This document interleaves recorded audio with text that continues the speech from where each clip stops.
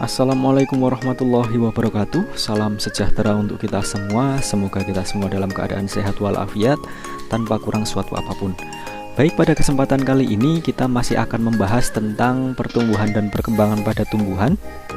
Nah, pada bagian yang keempat ini kita akan lebih dalam membahas tentang faktor eksternal yang mempengaruhi pertumbuhan dan perkembangan pada tumbuhan. Nah, pada pertemuan sebelumnya atau pada video sebelumnya kita sudah membahas tentang faktor-faktor pertumbuhan dan perkembangan, yaitu faktor internal, di mana di situ ada gen dan juga hormon-hormon pertumbuhan pada tumbuhan atau fitohormon. Nah, pada kesempatan kali ini kita akan membahas faktor eksternal yang meliputi cahaya, air, nutrisi, suhu, dan kelembapan. Nah, kita ingat bahwa faktor eksternal ini juga berkaitan dengan internal. Nanti kita akan bahas bagaimana beberapa faktor eksternal ini dia saling berkaitan dengan faktor internal, terutama adalah hormon. Nah, ini yang akan kita bahas. Kita langsung masuk saja ke faktor eksternal. Faktor eksternal adalah faktor-faktor dari luar tubuh tumbuhan yang mempengaruhi pertumbuhan dan perkembangan tumbuhan. Nah, ada banyak sekali faktor eksternal, namun kita akan membahas beberapa saja. Yang pertama adalah air. Nah, air ini jelas ya, dia berperan dalam proses fotosintesis. Karena memang yang utama dalam proses fotosintesis adalah air. Kemudian, air juga berperan dalam transport zat. Kemudian mengatur tekanan turgor, ya, dan proses transpirasi. Ini pengaruh air terhadap pertumbuhan pada tumbuhan. Nah, air ini mulai dari fotosintesis, transport zat, tekanan turgor, kemudian transpirasi, ini berkaitan dengan proses dan kecepatan tumbuh pada tumbuhan. Nah, ini adalah gambaran tentang bagaimana tekanan turgor itu dapat mempengaruhi tumbuhan. Ini adalah kondisi normal ya, dimana kondisi airnya cukup yang menghasilkan tekanan turgornya normal. Dan ketika tumbuhan itu kekurangan air, dia akan mengalami penurunan tekanan turgor. Otomatis karena tekanan turgornya turun, tumbuhan tersebut menjadi layu. Nah, jumlah airnya di dalam sel ini berkurang, sehingga tekanan turgornya berkurang, tumbuhannya menjadi layu. Otomatis ketika tumbuhan layu, dia tidak akan maksimal dalam melaksanakan atau dalam melakukan proses fotosintesis. Faktor selanjutnya dari faktor eksternal adalah nutrisi. Jelas, nutrisi ini adalah zat pembangun tubuh. Tanpa adanya nutrisi, mustahil terjadi pertumbuhan pada tumbuhan. Kemudian suhu, ini jelas ya, suhu itu sangat berpengaruh terhadap pertumbuhan tumbuhan karena suhu ini mempengaruhi kerja dari enzim dan juga hormon pertumbuhan. Enzim dan hormon pertumbuhan itu dia tersusun dari protein. Dan protein ini dia sangat sensitif sekali terhadap suhu yang sangat rendah maupun suhu yang sangat tinggi. Dan otomatis perubahan suhu ini juga sangat mempengaruhi pertumbuhan pada tumbuhan. Kemudian ada kelembaban. Nah, kelembaban udara ya, ini terkait dengan suhu dan juga air. Nah, kelembapan ini berkaitan dengan suhu dan juga air yang menjadi faktor eksternal. Nah, kelembapan ini baik itu kelembapan udara yang berkaitan dengan suhu dan air, ini berpengaruh terhadap proses transpirasi atau penguapan air dari tumbuhan. Nah, ketika kelembapan udara itu turun, ini yang berakibat pada peningkatan proses transpirasi. Jadi ketika kelembapan turun, transpirasinya naik. Proses transpirasinya dia naik. Semakin banyak transpirasi. Kebalikannya, ketika kelembapannya dia naik, otomatis kalau kelembapan naik berarti kondisi udaranya dia pekat terhadap air ya. Ini proses transkripsi menjadi menurun. Laju transkripsinya menurun. Nah, transpirasi ya. Proses transpirasi ini dia berkaitan dengan proses pertumbuhan karena dengan adanya transpirasi ini akan mendorong air yang ada di dalam tanah untuk terserap bersama dengan garam-garam mineral dan nutrisi dari tanah, dia akan terserap menuju ke organ-organ pada tumbuhan, baik itu daun maupun batang, sehingga nanti bisa digunakan dalam proses fotosintesis.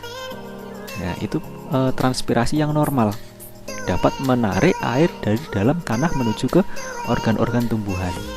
Namun ketika transpirasinya ini terlalu berlebihan, otomatis tumbuhan itu akan mengalami dehidrasi, kekurangan air, yang berakibat pada penutupan stomata tadi ya.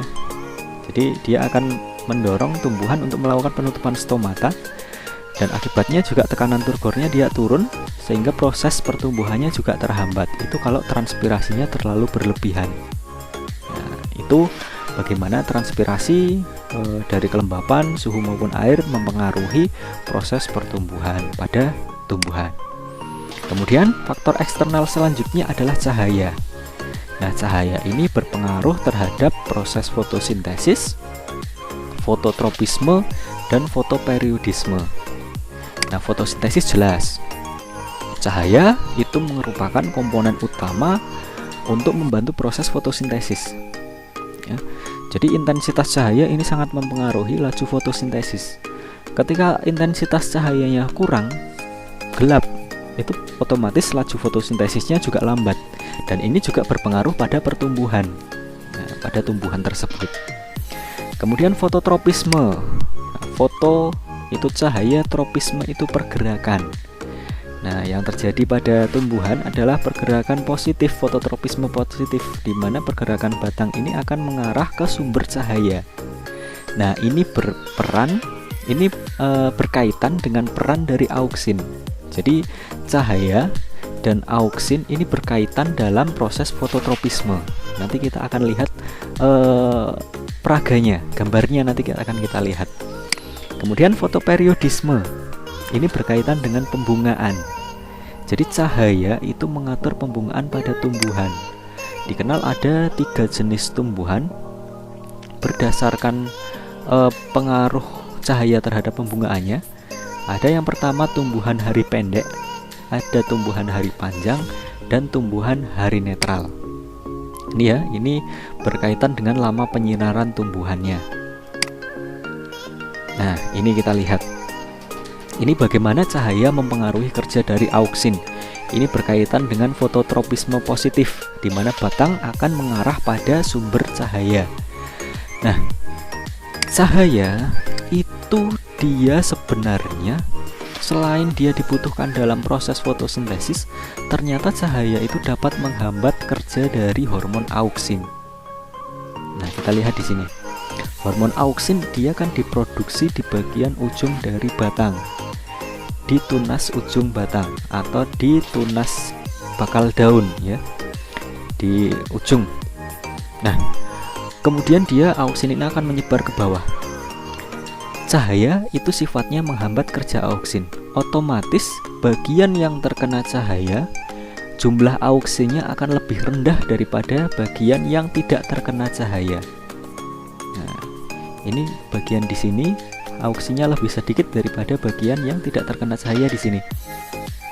Nah, padahal fungsi auksin itu untuk mempengaruhi pemanjangan sel. Otomatis di bagian yang tidak terkena cahaya, proses pemanjangan selnya akan lebih cepat daripada bagian yang terkena cahaya. Akibatnya, karena yang tidak terkena cahaya ini lebih cepat, tumbuh dari batang tersebut akan melengkung mengarah kepada sumber cahaya. Itu yang disebut sebagai fototropisme positif. Dia dipengaruhi oleh kerja auksin dan juga cahaya. Nah, ini kita lihat juga pada peristiwa etiolasi. Nah, ketika kalian menanam tumbuhan tapi diletakkan di tempat yang gelap tidak terkena cahaya, maka tumbuhan tersebut akan mengalami etiolasi. Nah, dimana ini berkaitan dengan auksin juga ya. Tanpa cahaya, ini konsentrasi auksinnya akan tinggi. Otomatis karena auksinnya tinggi, tumbuhan akan terus tumbuh memanjang dengan cepat.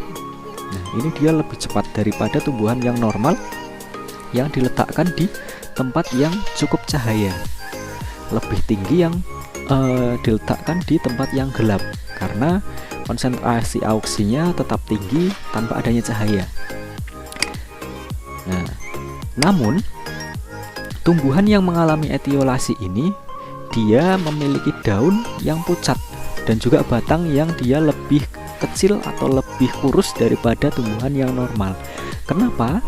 Karena tumbuhan yang mengalami etiolasi dia kekurangan cahaya, otomatis laju fotosintesisnya juga sangat lambat. Nah, otomatis karena laju fotosintesisnya lambat, hasil dari fotosintesis yang nantinya akan digunakan untuk zat pembangun dia juga sedikit. Otomatis hasilnya juga tumbuhannya menjadi pucat dan juga lebih kurus daripada tumbuhan yang normal. Itu bagaimana cahaya mempengaruhi kerja auksin.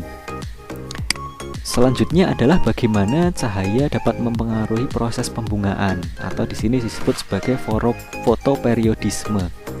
Nah, fotoperiodisme tadi dikenal ada 3 macam tumbuhan ya, berdasarkan lama penyinarannya. Ini ada tumbuhan hari pendek, hari panjang, dan hari netral. Kita lihat dulu yang pertama, tumbuhan hari pendek. Hari pendek.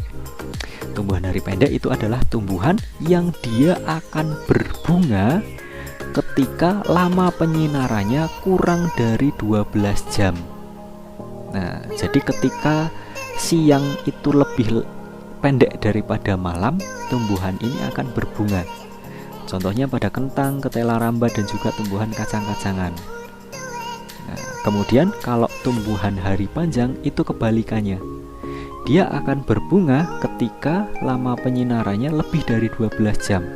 Lama siangnya lebih lama daripada malam. Nah, ini contohnya pada bayam, lobak, dan selada. Nah, kita lihat di sini. Pada tumbuhan hari panjang, kalau dia penyinarannya atau siangnya lebih lama daripada malamnya, dia akan berbunga. Sedangkan sebaliknya, kalau dia siangnya lebih pendek daripada malamnya, dia tidak berbunga. Begitu juga yang hari pendek. Ketika siangnya lebih lama daripada malam, dia tidak berbunga. Sedangkan ketika siangnya lebih pendek daripada malamnya, dia baru akan berbunga. Nah, kemudian ada tumbuhan hari netral. Kalau hari netral berarti pembungaannya tidak dipengaruhi oleh lama penyinaran. Nah, fotoperiodisme ini dia sebenarnya mudah terlihat di bumi bagian utara dan bumi bagian selatan.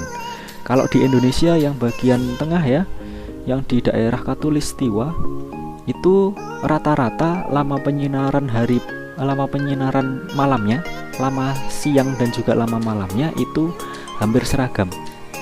Hampir tidak bisa dibedakan karena paling jeda beberapa menit saja. Nah, jadi yang lebih terlihat adalah di bumi bagian utara dan bagian selatan. Nah, itu adalah fotoperiodisme pembungaan ya. Nah, itu saja mungkin pembahasan tentang faktor-faktor yang mempengaruhi pertumbuhan dan perkembangan, khususnya pada faktor eksternal. Semoga pembahasan ini dapat bermanfaat. Saya cukupkan. Wassalamualaikum warahmatullahi wabarakatuh.